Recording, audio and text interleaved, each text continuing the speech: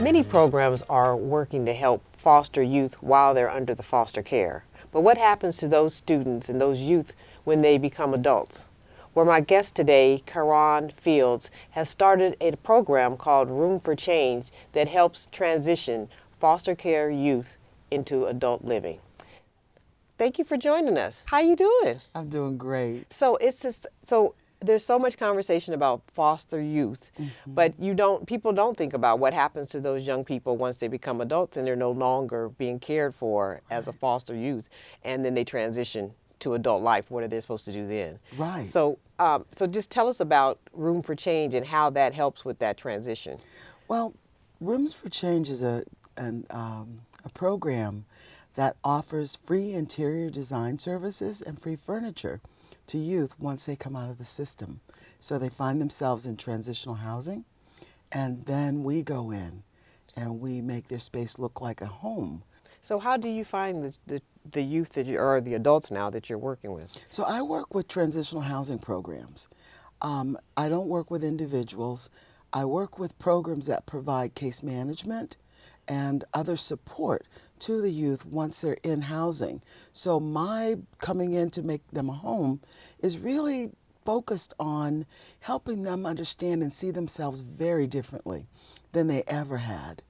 And coupled with, I call it a great marriage with transitional housing, it's that piece that's really missing. Right. That they, the staff, don't have time to do, nor do they have the skill, nor were they hired to do that.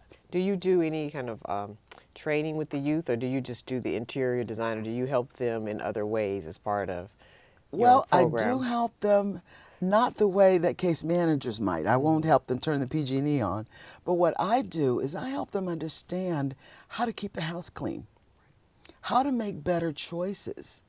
And you can see once we start the makeover process, and it takes all day, but once we start that process, they start to clean up their house. They start Makes them feel better about themselves. They feel better, and they choose different friends. Wow. So do you follow them through once you do the provide for them? Does it go ongoing? Or? I do. Okay. I do. I maintain a relationship with the transitional housing program, and I go back, maybe 6 weeks later to see what's happening in that house. How are they doing things differently? Have they practiced and understand how to clean the bathroom and when to clean the bathroom? So we're training on that, and I go back and make sure that they really got it. So what is the process from start to finish? So once you have a client that you're working with, what's the process?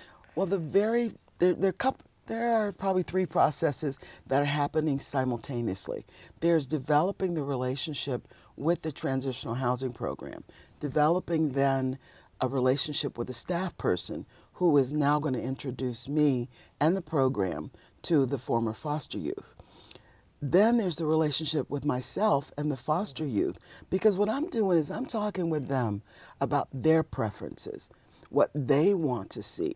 So the design is not about me. Okay. It's all about them. So if someone knows of an emancipated foster youth that's an adult now? That's in transitional housing. In transitional housing, how can they find out about your program and working with you?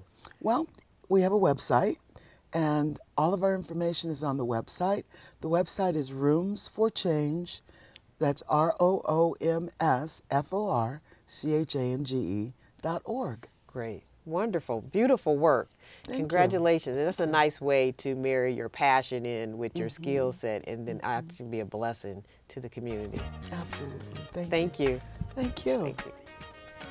You've been watching Spotlight. Today our spotlight is on Karan Fields, who is the founder and owner of Room for Change, an organization that is transforming lives in our community. Thank you for joining us.